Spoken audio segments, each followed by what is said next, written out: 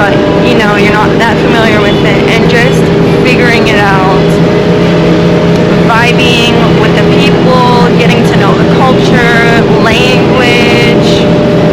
I love this shit. I love this shit. I live for this shit. Shit is my passion, and I'm so happy to be sharing it with you.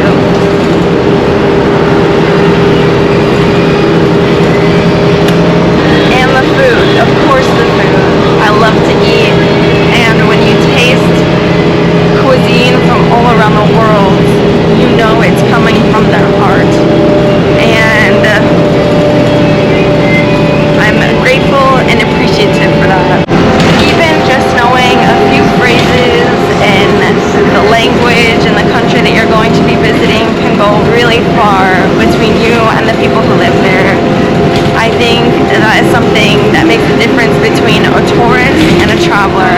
I feel like a traveler is someone who really immerses themselves within that culture to really learn about other people, the culture, the history. I think it's great. I think we should all travel. I'm also not really a drinker, but I really do enjoy tasting beer from around the world. Here, Chang beer is popular. 35 baht is about $1.01 right now. Just so you can get an idea of what the exchange rate is like at the moment.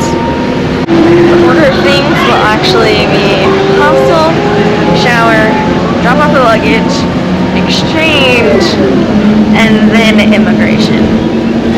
Because I got 1,000 baht from the airport, minus 60 for the bus ride, but to extend the visa, it's 1,900 baht.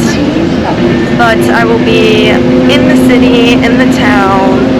I will be in the city, so the exchange rate will be much better than at the airport.